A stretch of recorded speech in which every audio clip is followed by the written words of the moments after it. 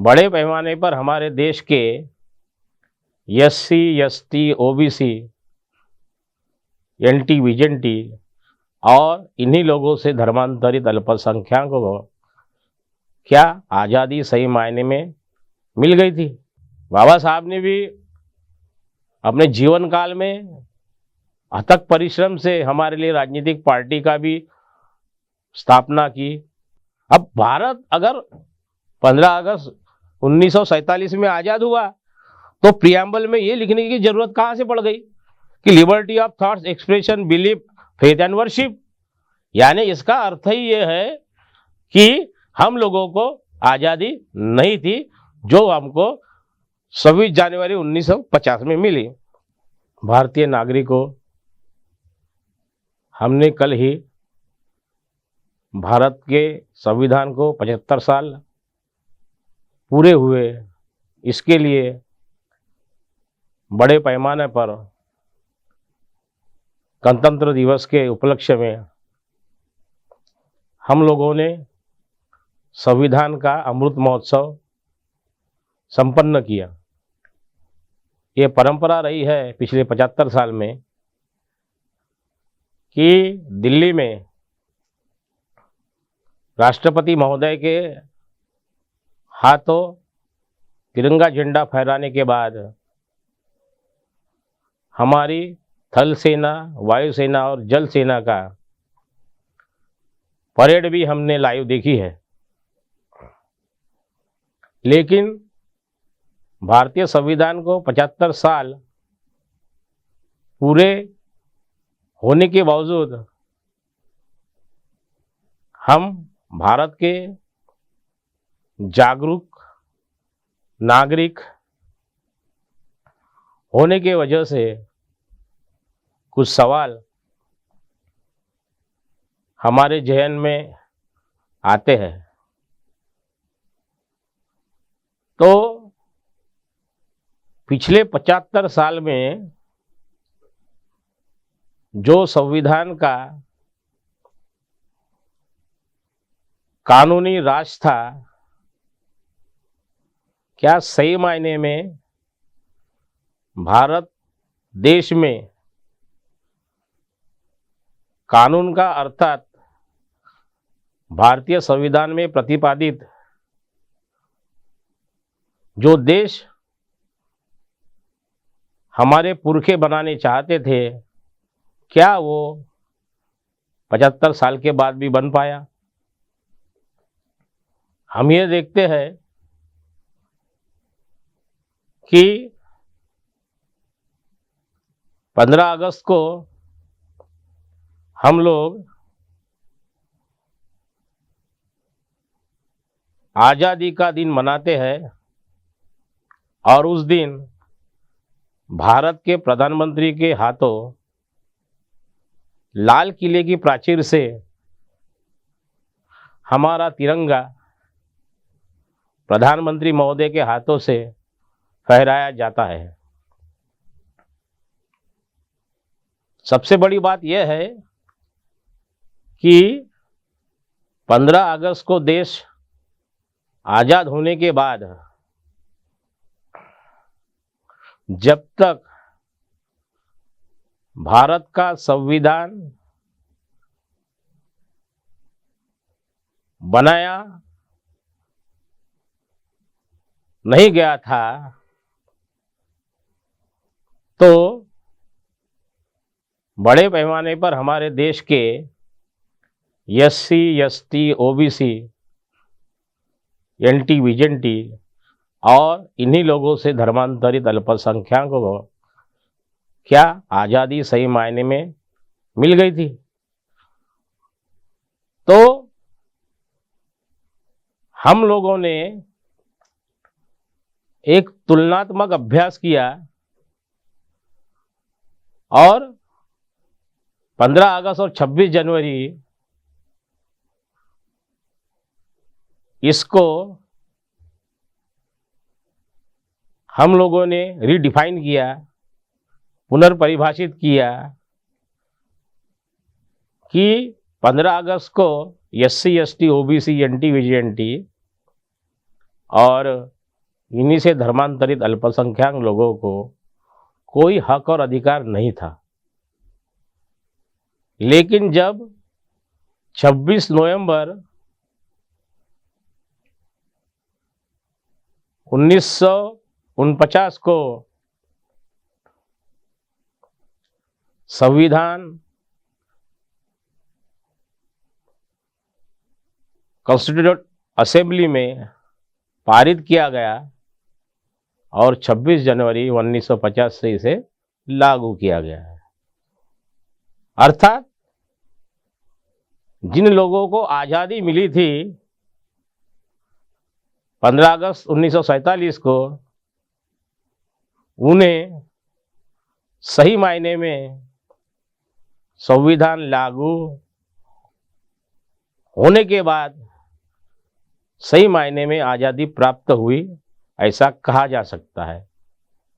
क्योंकि हम लोगों को 26 जनवरी 1950 के पहले किसी भी प्रकार का अधिकार नहीं था।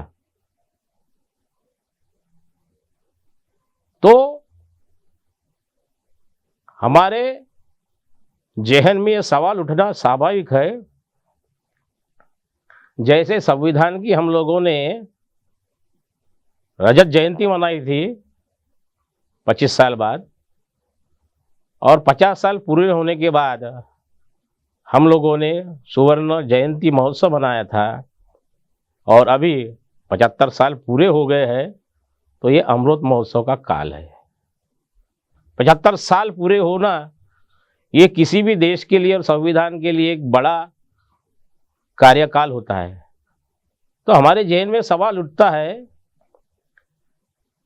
कि भारत के संविधान का अमृतकाल या भारत के संविधान के साथ धोखेबाजी का अमृतकाल।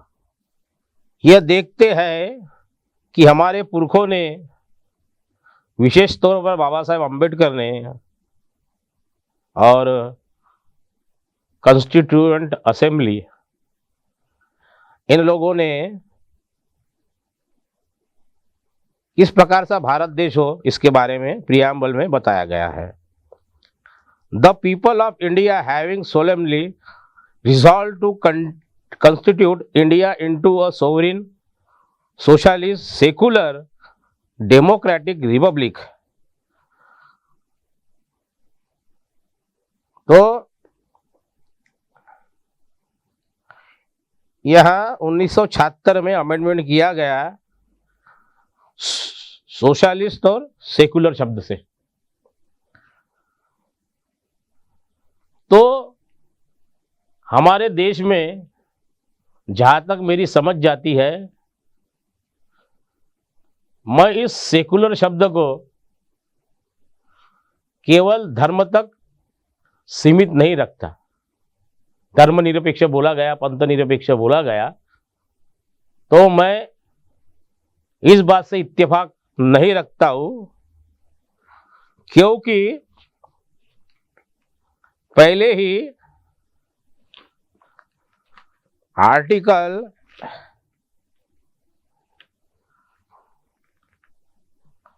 15 में जो लिखा गया है, article 15 of constitution of India, prohibition of discrimination on grounds of religion, race, caste, sex और प्लेस ऑफ बर्थ। अभी यहां पर रिलीजन शब्द आ गया है कि हम लोग धर्म के आधार पर, जाति के आधार पर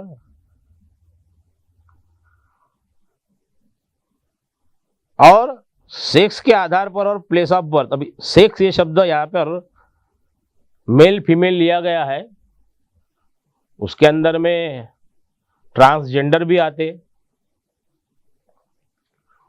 तो हम लोग, अगर आर्टिकल 15 में ये लिखा गया है कि हम लोग रिलीजन के आधार पर किसी भी प्रकार का भेदभाव नहीं करेंगे, वैसे ही यहाँ लिखा गया है कि जाति के आधार पर हम लोग कुछ भेदभाव नहीं करेंगे। या जन्म के स्थान पर भेदभाव नहीं करेंगे। तो आर्टिकल 25 से लेकर 30 तक जो धार्मिक अल्पसंख्यक को परिभाषित किया गया, उससे आर्टिकल 15 मेल नहीं खाता। अगर पहले से ही संविधान में आर्टिकल 15 के अंदर में कि हम लोग अर्थात राज्य यहां किसी भी प्रकार के धर्म के आधार पर किसी भी प्रकार का डिस्क्रिमिनेशन नहीं करेंगी, और उसमें आगे लिखा गया कास्ट के बारे में, access to shops, public restaurant, hotels and place of public entertainment और the use of well, tanks, bathing ghats, road and places of public resort maintain wholly और partly out of state funds और dedicated to the use of the general public. और इसी में कहा गया है कि भाई हम लोग महिला और बच्चों के लिए एक स्पेशल प्रोविजन कर सकते हैं विशेष कंडीशन के अंदर में, स्थिति के अंदर। तो जब भारतीय संविधान को आर्टिकल 15 में एक ब्रॉड स्पेक्ट्रम दिया गया है, तो इसी के आधार पर हम लोगों ने, राज्य ने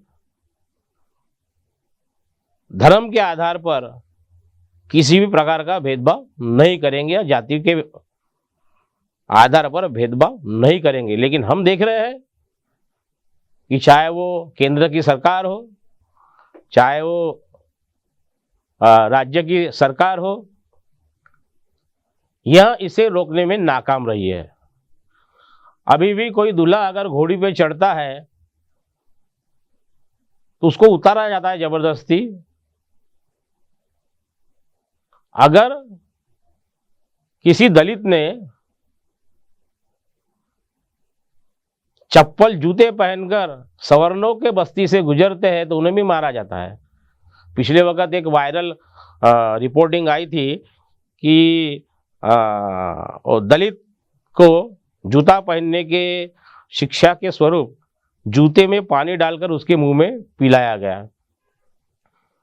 अगर यही सच्चाई इस देश की,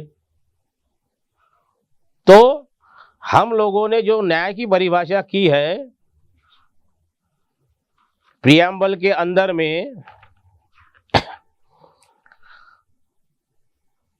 and to secure to all its citizens justice, social, economic and political. अब यहां पर हमें गारंटी दी गई है कि सामाजिक, आर्थिक और राजनीतिक न्याय। अब बड़े पैमाने पे रिसोर्सेस ऑफ कंट्री, हमारे जितने भी साधन संसाधन हैं देश के, वह विशिष्ट लोगों के हाथों के अंदर में एकत्रित की गई है इन वन हैंड।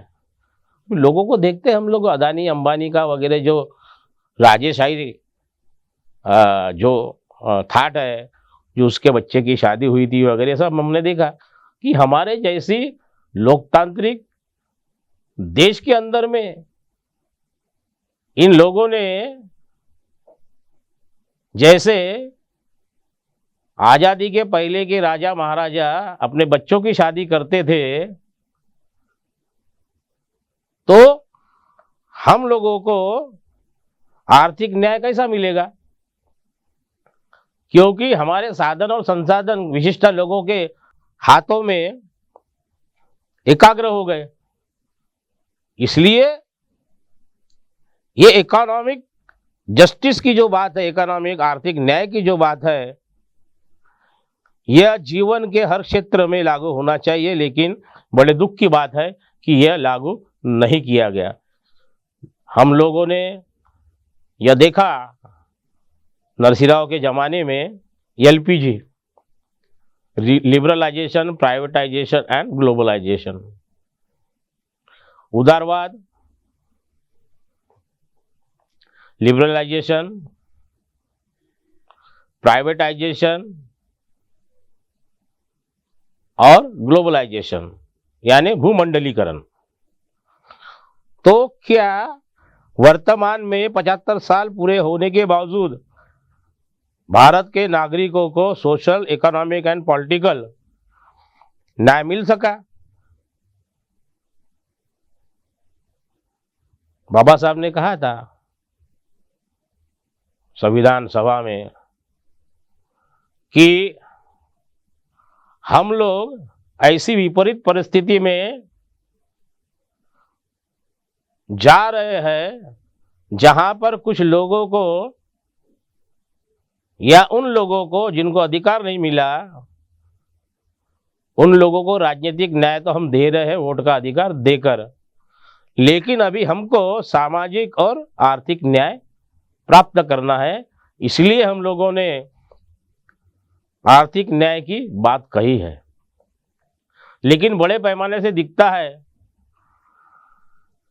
कि ये जो पॉलिटिकल राइट का टूल हमारे हाथ में आया और हम लोगों ने चुनाव में सहभागी होकर बड़े पैमाने पर वोट दिया, लेकिन उसके ऊपर में भी प्रश्न चिन्ह लगे हुए हैं। काफी लोग कहते हैं कि हम लोगों को ईवीएम से चुनाव नहीं चाहिए, हम लोगों को चुनाव बैलेट पेपर से चाहिए। अब कांग्रेस भी बोल रही है, लेकिन कांग्रेस के ही काल में ईवीएम मशीन का पहली बार इस्तेमाल किया गया है। पहले रिगिंग होती थी, बूथ कैप्चरिंग होती थी। तो क्या ऐसा कहा जा सकता है ईवीएम के नाम पर हमारे वोटों की चोरी तो नहीं हो रही? तो फिर अगर हमारे वोटों की चोरी हो रही है तो हम लोगों ने क्या करना चाहिए? फूले शाहू आंबेडकर की विचारधारा पर हमारे देश में पार्टी बनी। एक वो पार्टी एक पीक पर गई, लेकिन उसका डाउनफॉल हो गया। क्यों डाउनफॉल हो गया? इसके बहुत सारे मायने हैं। केवल किसी व्यक्ति विशेष को दोष देकर हम अपने दोषों को छुपा नहीं सकते। ये तो होने वाला है, होते रहता है। ये जीवन में जिस प्रकार से चढ़ उतार आते हैं, वैसे ही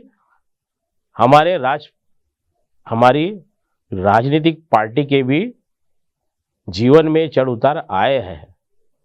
1952 का इलेक्शन हुआ था और शेड्यूल कास्ट फेडरेशन बड़े बुरी तरह से चुनाव हार गई थी। तो डॉक्टर बाबा साहब अम्बेडकर ने अपने कार्यकर्ताओं को संबोधित करने के लिए एक लेटर लिखा, पत्र लिखा। उन्होंने कहा वहां पर कि शेड्यूल कास्ट फेडरेशन यह ऐसी योद्धाओं की राजनीतिक पार्टी है जो अपनी ईमानदारी, समर्पण और बलिदान के लिए जानी जाती है। कोई एक चुनाव हारने से हमारा भविष्य धोखे में है या भविष्य बिगड़ गया, ऐसा हम लोग नहीं कह पाते। बाबा साहब ने भी अपने जीवन काल में अथक परिश्रम से हमारे लिए राजनीतिक पार्टी का भी स्थापना की। उसके बाद उनके सिपह सालारों ने वो पार्टी चलाई। लेकिन एक मुद्दा इसके अंदर में यह है,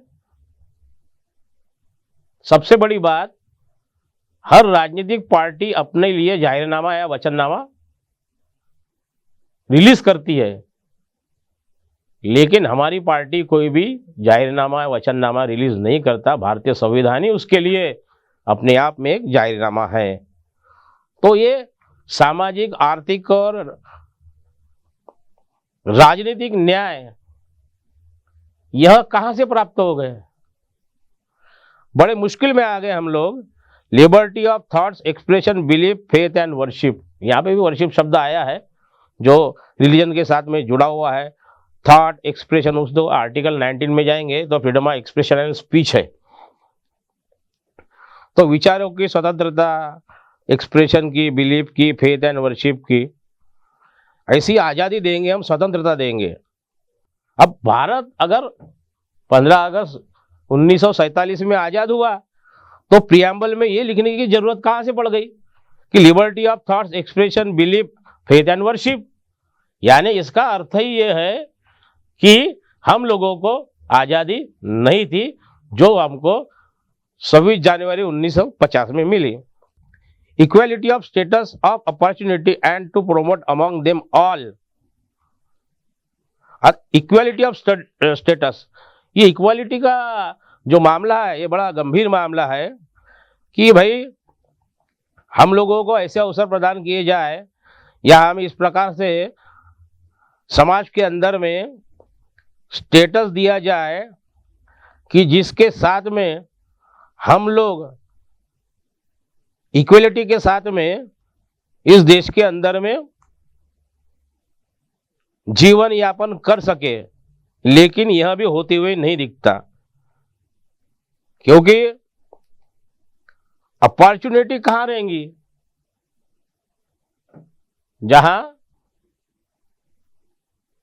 आरक्षण रहेगा, स्टेटस मिलेगा नौकरी अगर है तो ये प्रियम्बल का ये जो इक्वलिटी का मुद्दा है वो हम लोगों को फंडामेंटल राइट के आर्टिकल 16 से इंटरकनेक्ट करती है। प्रियम्बल कोई ऐसा सीधा साधा नहीं है।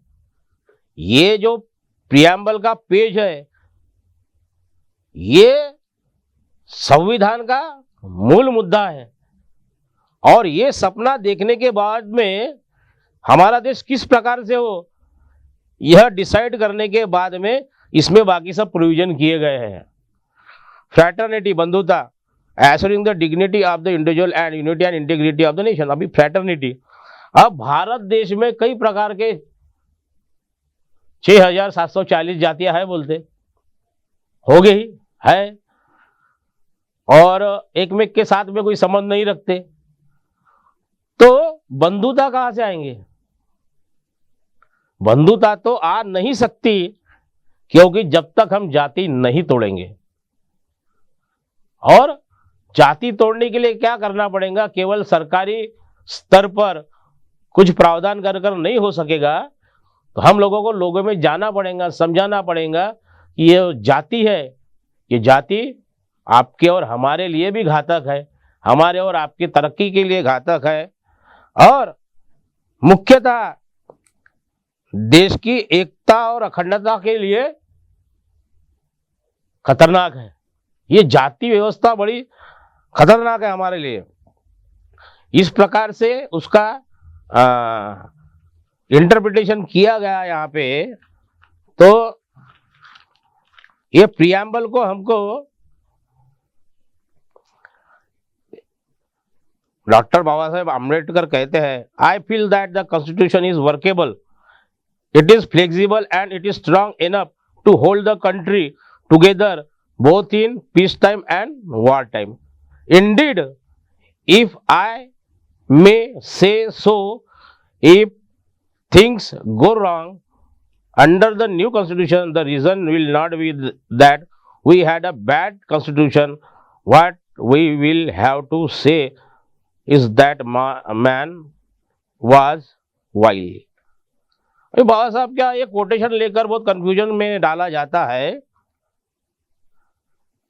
बाबा साहब कहते हैं ये भारत का संविधान है, ये वर्केबल है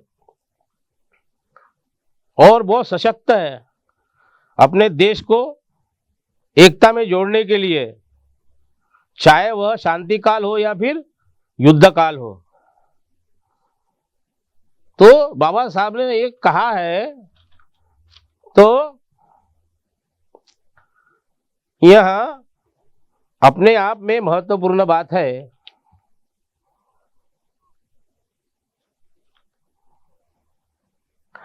तो बाबा साहब ने कहा कि some of the limitations included one, that the Constituent Assembly was not a sovereign body. देश सोवरिन है, यहाँ पे प्रभु सत्ता देश के नागरिकों में निहित है. The fear of being abolished at any point of time, that it is possessed very little authority and that it had to function within the framework of the cabinet minister plan. तो संविधान को किस प्रकार से बनाया गया, संविधान की ड्राफ्टिंग कमेटी में कौन कौन था, ये सारे लोग ही जानते हैं. खासतौर पर अपने लोग जानते हैं, बाकी लोग जानते नहीं, या जानते भी होंगे लेकिन फिर भी वो लोग कुछ बताते नहीं. अभी उत्तराखंड सरकार ने कल ही यूनिफॉर्म सिविल कोड का प्रावधान किया. तो क्या उत्तराखंड सरकार को यूनिफॉर्म सिविल कोड बनाने का अधिकार है? अगर अधिकार है तो फिर क्या यह बात नहीं उठनी चाहिए कि यूनिफॉर्म एजुकेशन कोड, अगर भारत देश में तमाम बच्चों को एक जैसी शिक्षा दी जाए, फ्री शिक्षा दी जाए, क्या यह भी तो सरकार ने सोचना चाहिए कि केवल किसी एक धर्म के लोगों को टारगेट बनाकर अगर उन लोगों ने यूनिफॉर्म सिविल कोड को अडॉप्ट किया होगा तो ये बहुत खतरनाक है, हमारी एकता और अखंडता के लिए खतरनाक है. इसका भी ध्यान उन लोगों ने रखना चाहिए था. तो यह सिर्फ डीच करने के लिए कुछ लोगों को यहाँ पर ये यूनिफॉर्म सिविल कोड बनाया गया. और अभी आपको मालूम ही होगा कि प्रयागराज में कुंभ का मेला है. फिर सवाल उठता है, क्या सरकारी पैसों से विशिष्ट धर्म का जो विशिष्ट परिस्थिति में जो कुंभ का मेला लगा हुआ है, क्या उसके लिए केंद्र और राज्य सरकार ने पैसे देने चाहिए? इतना बड़ा आयोजन है, इतना पैसा खर्च किया जा रहा कि इसमें तो हमारे बच्चों का एजुकेशन हो जाए. हम लोगों ने, सरकारों ने हमारे इधर वेलफेयर कॉन्सेप्ट है, स्टेट कैसा होगा, वेलफेयर स्टेट कॉन्सेप्ट होगा. हम लोगों को लोगों के वेलफेयर के लिए काम करना चाहिए. उन्हें शिक्षा का प्रोवाइड करनी चाहिए शिक्षा, उन्हें अच्छी से अच्छी स्वास्थ्य सुविधा देनी चाहिए. और ये जो 5 किलो 4 किलो चावल वाला जो मामला है ना, इस देश के लोगों को भिखारी बनाने का काम है. क्योंकि कल्याणकारी राज्य की अवधारणा में भारत का नागरिक को रिस्पेक्ट और डिग्निटी मिलती है. लेकिन अगर मुफ्त में अनाज बांटा जा रहा है, इसका मतलब ये जानते हैं इस देश के अंदर में भूखमरी है, बड़े पैमाने पर लोग भूख से मर रहे हैं.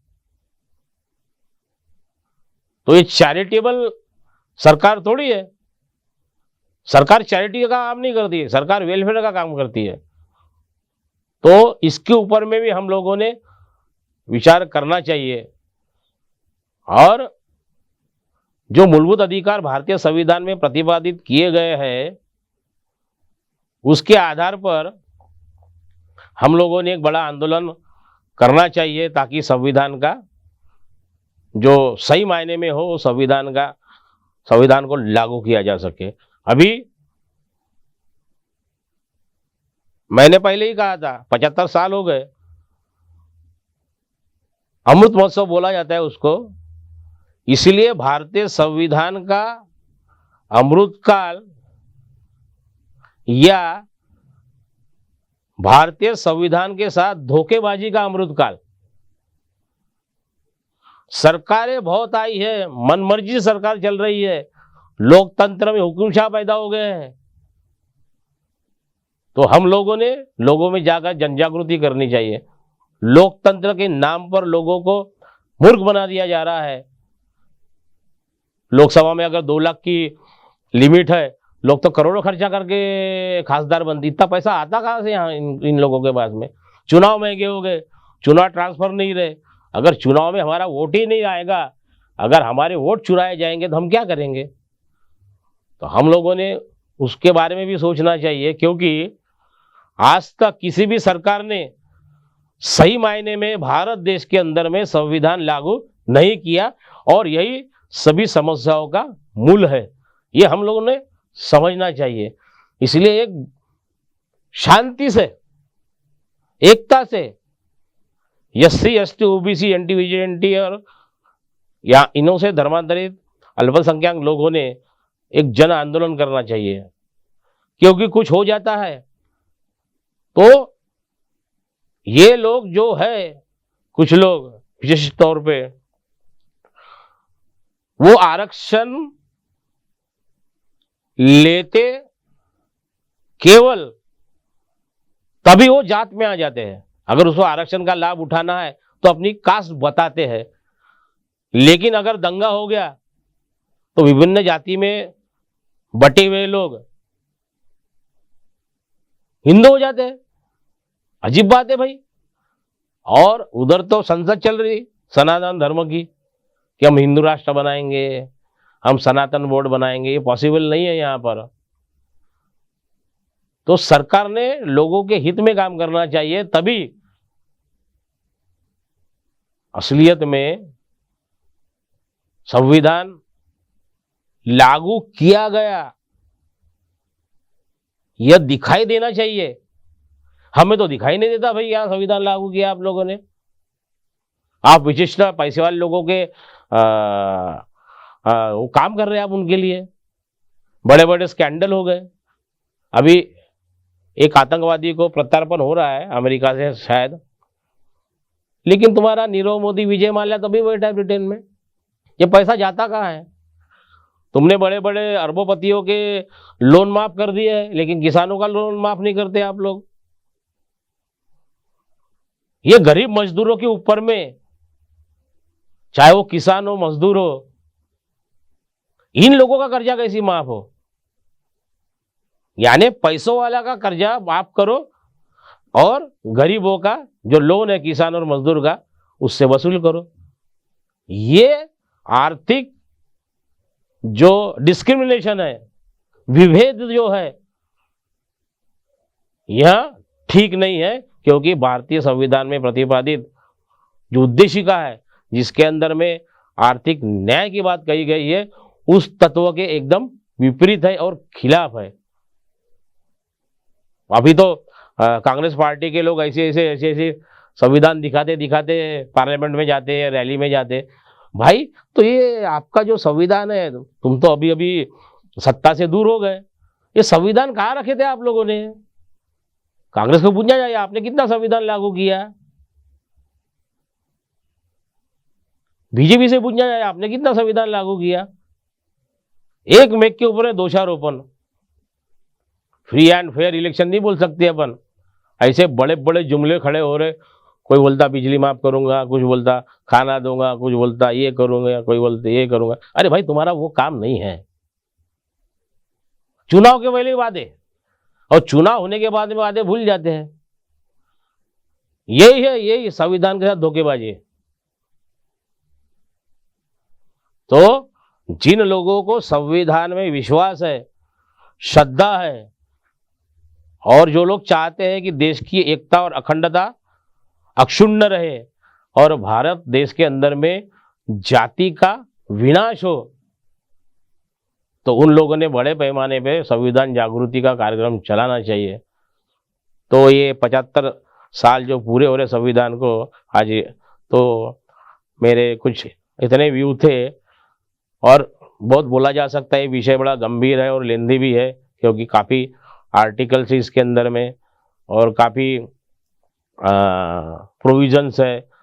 वो राष्ट्रपति के पावर्स है, अपॉइंटमेंट है, राज्यपाल का है, स्टेट गवर्नमेंट है, सेंट्रल गवर्नमेंट का अपॉइंटमेंट है, जजेस, सुप्रीम कोर्ट हाई कोर्ट के जजेस का अपॉइंटमेंट है, उनके पावर है। तो ये बड़ा एक लेंदी विषय है और उसे कोई ज़्यादा कम समय में ज़्यादा समेट नहीं सकते। लेकिन मैंने प्रिएम्बल को ख़ास तौर पर कॉन्सन्ट्रेट करके बाकी चीज़ों का